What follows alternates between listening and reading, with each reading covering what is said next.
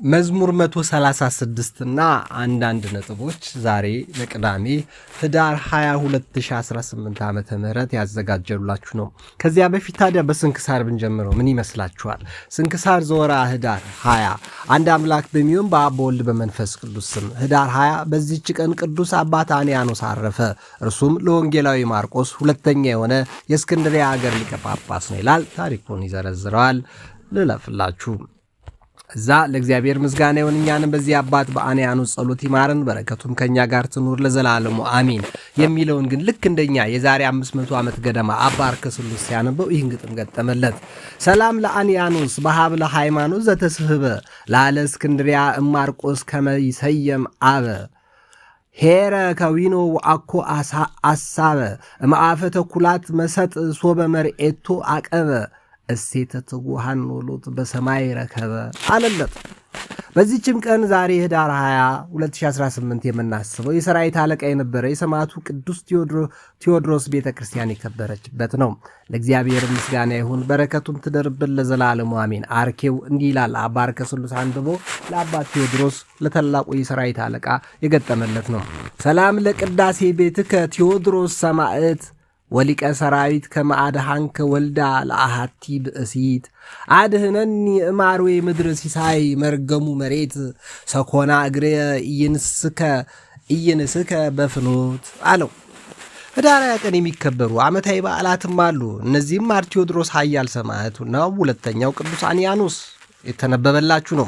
ወርኃዊ በዓላት ደግሞ ዛሬ በህዳር 20 ቀን ከሚታሰቡት ውስጥ ቅዱስ ዮሐንስ ሐጺር፣ ቅዱስ አክሎዝ ቀሲስ፣ ቅዱስ አጼ ካሌብ ጻድቅ ንጉሠ ኢትዮጵያ። ይሄ ማለት እኮ በቁራን ላይ 105ኛው ሱራ የተጻፈለት የመንን ያረጋጋ የአይሁዶችና የጣዖት አምላኪዎችን በሽታ አስተካክሎ ክርስቲያኖች እንዳይጨቆኑ አድርጎ አብርሃ የሚባል ሰው ሾሞ ቁርአን ላይ እንኳን ከ100 ነው 200 ዓመት በኋላ ከአጼ ካሌብ በኋላ የተጻፈለት ነው። 105ኛው የቁርአን ሱራ ላይ ማለት ነው። አጼ ካሌብ የሚገርም ጻድቅ ነው። ኢትዮጵያን የመራ ጻድቅ ጀግና፣ ስንት መቶ ጀልባዎች ነው መርከቦች ይዞ የመን ሄዶ ጣዖት አምላኪያና ችግረኞችን አስተካክሎ የረታ፣ ኋላ ላይ ደግሞ መመነን ይሻለኛል በቃ ይንግስና ብሎ የነገሰ አቡነ ጰንጠሊዮን ገዳም ኤርትራና ትግራይ መካከል ላይ ጠርዝ አካባቢ የሚገኝ አላቆም ግን ከተሰዓቱ ቅዱሳን አንዱ የሆኑት ጋር የመነነ ነው። አባ አሞኒዮስ ዘሀገረ ሐንቶናም በዚህ ህዳር ይታሰባል። ቅድስት ሳድዥ የዋሂት የምትባልም አለች ይላል። ከዚያ በኋላ በስንክሳሩ ያዘጋጁልን ሰዎች ይህን ጥቅስ ጠቅሰሱልን። በጎንም ለማድረግ ብትቀኑ የሚያስጨንቃችሁ ማን ነው? ነገር ግን ስለ ጽድቅ እንኳ መከራን ብትቀበሉ ብፁዓን ናችሁ። ማስፈራራታቸውንም አትፍሩ፣ አትናወጡም።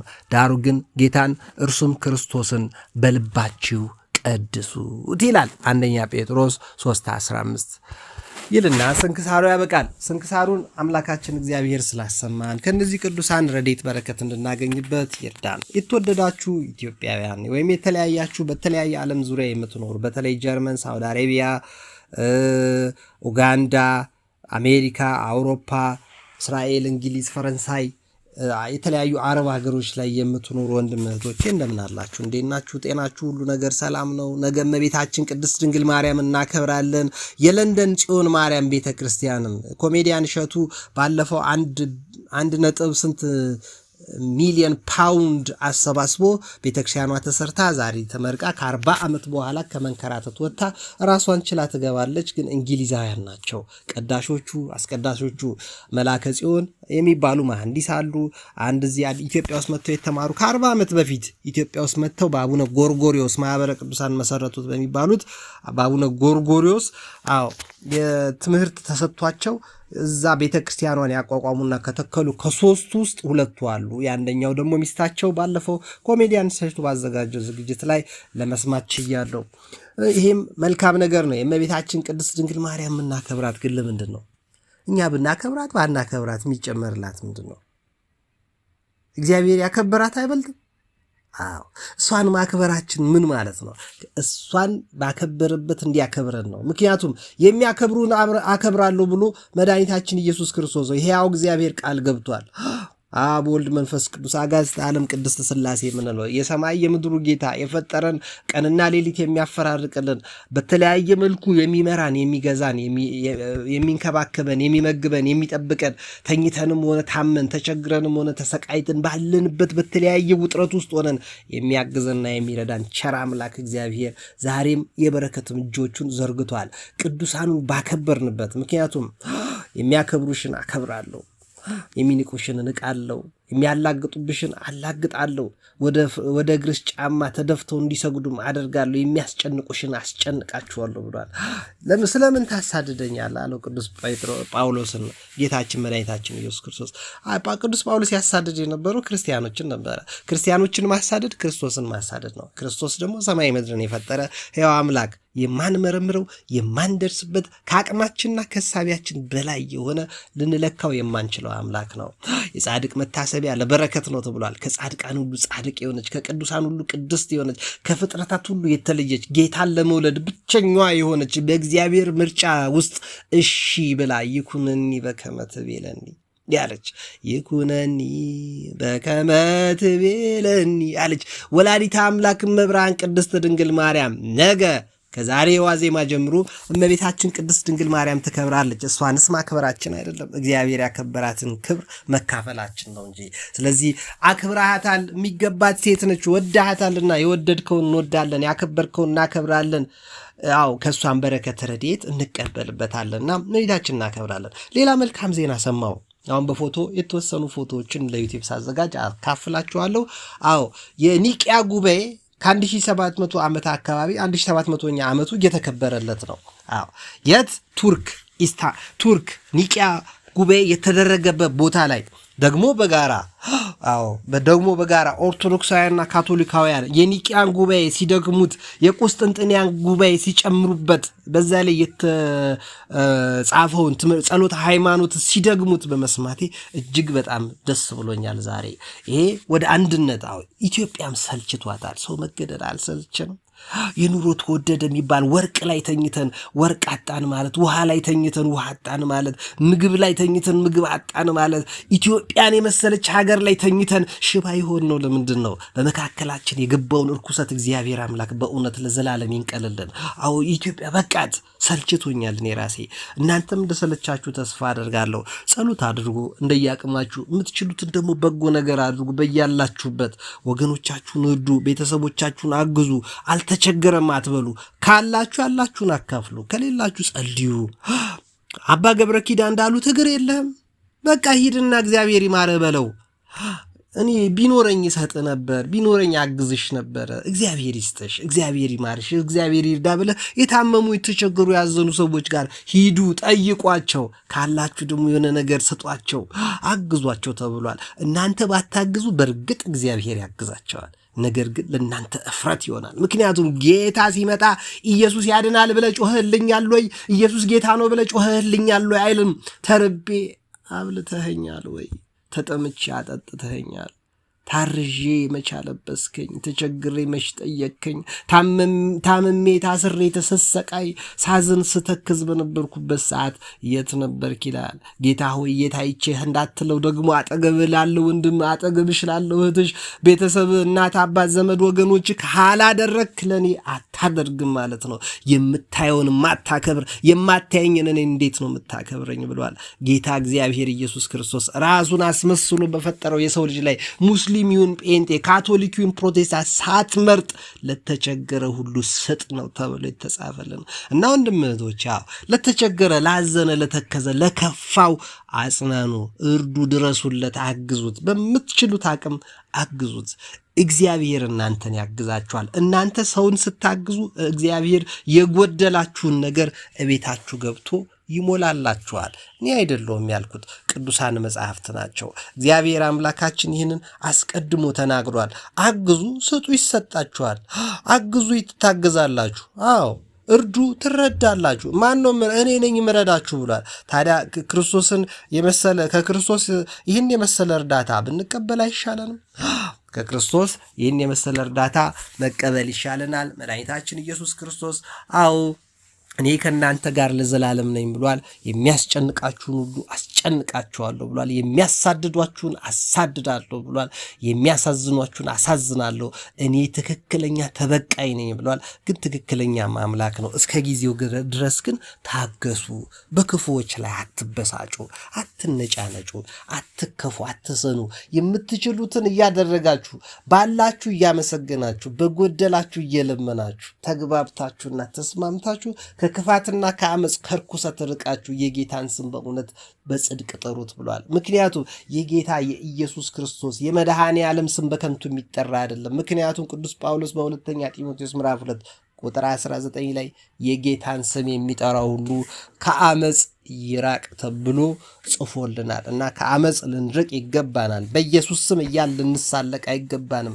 ሰድበን ለሰዳቢ ልንሰጥ አይገባም። በእናንተ የተነሳ ስሜ በአሕዛብ ዘንድ መጠሪያ ሆነ የሚለው ላይ ልንገባ አይገባም። ብዙ ሰዎች ደግሞ በቆሰቆሱት አሁን ሙስሊም ወንድም እህቶቻችን ሳይመለከታቸው ቅዱሳት መጽሐፍትን እየገለጡ የኦርቶዶክሳዊ ባህል ወጋችንን ሲነካኩ ነበር። እነወፎ የመሳሰሉ ወንድም እህቶች ተነሱ። የተለያዩ ሰዎች መልስ ሲሰጡ ደግሞ ማፈር፣ መሳቀቅ፣ መሸማቀቅ ጀመሩ። ገዳዮች አሉ በኢትዮጵያ ምድር ላይ በተለያየ ቦታ ላይ ክርስቲያኖችን እያሳደዱ ኦርቶዶክሳዊነትን ለማጥፋት ጥረት የሚያደርጉ ኢትዮጵያን ያስተሳሰረ የክርስቶስን ገመድ ለመበጠስ ጥረት የሚያደርጉ አሉ። አዎ ሰማይን መናድ፣ ደመናን ማጥፋት፣ ዝናብን ማስቀረት የሚችል የሰው ልጅ የለም።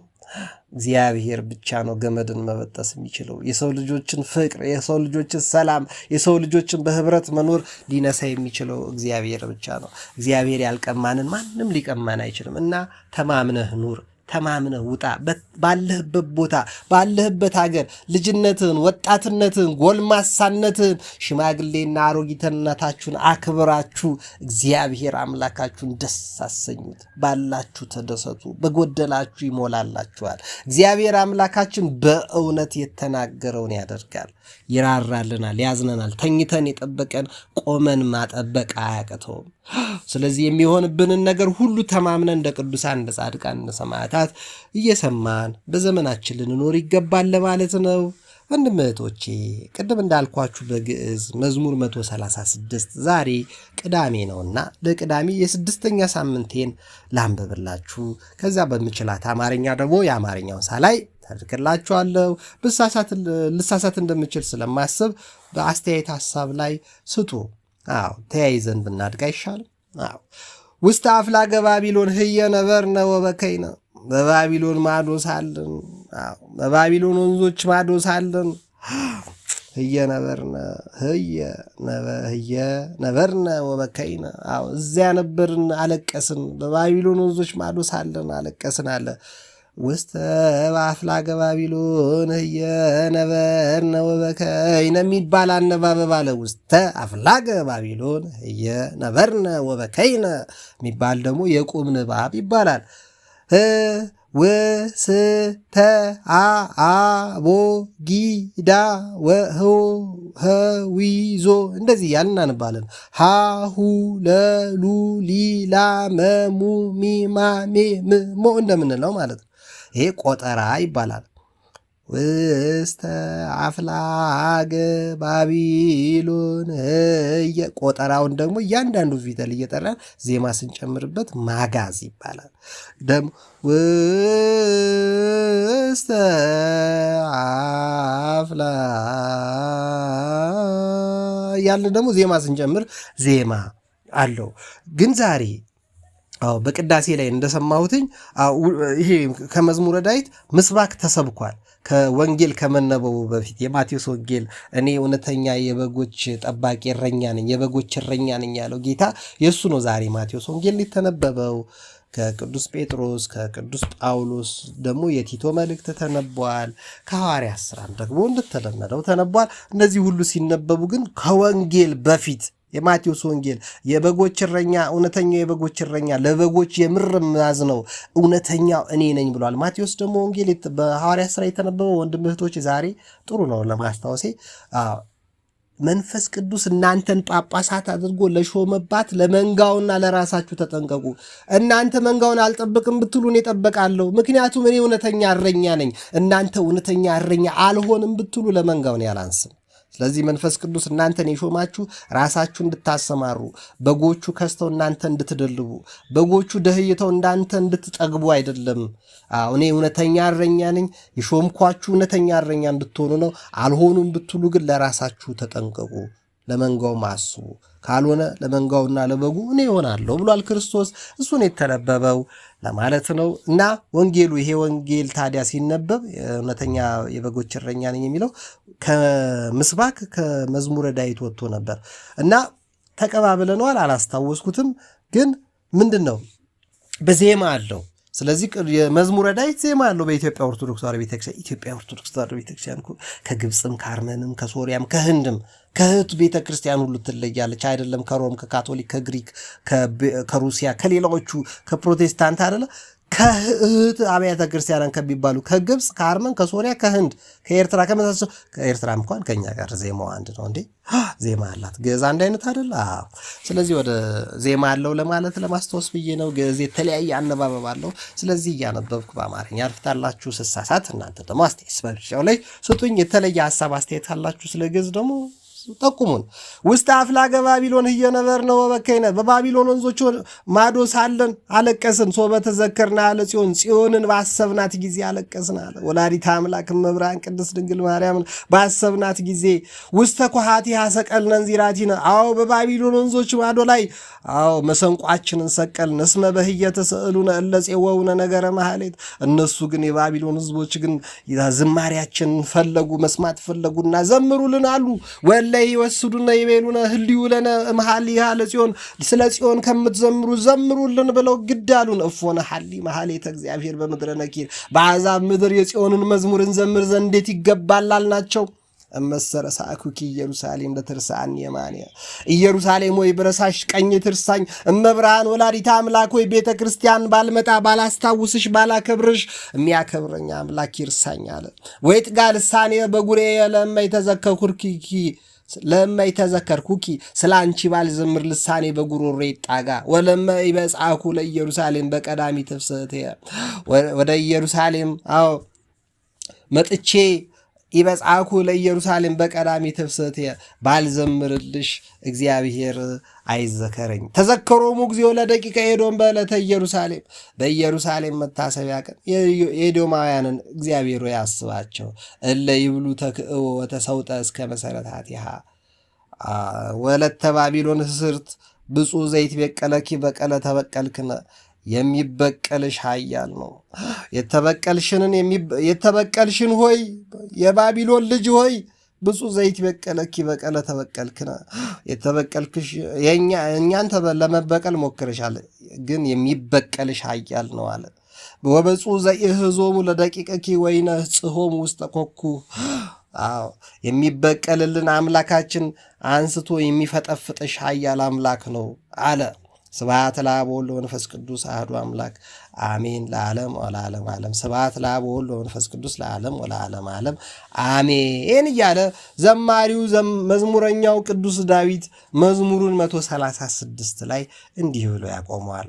እና ወንድም እህቶቼ እመቤታችን ቅድስት ድንግል ማርያምን አይገርምም? ግን አሁን ዛሬ ቀኑ ጋር መገጣጠሙ ምንድን ነው ያለው? ስለ ጽዮን ዝም አልልም እኮ ነው። ሶበ ተዘከርናሃ ለጽዮን አይደል ያለው? ውስጥ አፍላገ ባቢሎን ህዮ ነበርነ ወበከይነ ሶበ ተዘከርና። ስለ ጽዮን ባሰብን ጊዜ በባቢሎን ወንዞች ማዶ ቁጭ ብለን አለቀስን። እነሱ ግን መሰንቋችሁን አንሱ፣ ስለ ጽዮን ዘምሩልን አሉ። በአሕዛብ ሀገር በመናፍቃን መንደር በክፋት ጉባኤ ላይ ስለ ጽዮንን ዘምር ዘንድ አይገባም። ወለማይ በጻኩ ወይ ጥጋልስ እስመረ ሰአኩኪ ኢየሩሳሌም እመብርሃን ወይ ብረሳሽ ቀኝ ትርሳኝ። ባልዘምርልሽ ምላሴ ከጉሮሬ ይጣጋ፣ ባላስብሽ እግዚአብሔር አያስበኛል። ለምን? እግዚአብሔር የሚያስታውሳትን የወደዳትን መርሳት አይገባምና። መብርሃን ቅድስት ድንግል ማርያምን አስበን ከበረከት ከረድኤቷ ልንካፈል ይገባናል። የተወደዳችሁ ወንድም እህቶቼ በያላችሁበት በርቱ፣ አይዟችሁ። እንደዚህ የመሳሰሉ የቅዱሳን ትምህርት እየሰማችሁ ኑሯችሁን ሕይወታችሁን ጣፋጭ እንድታደርጉት አሳስባችኋለሁ። መልካም ጊዜ ይሁንላችሁ። ይመቻችሁ።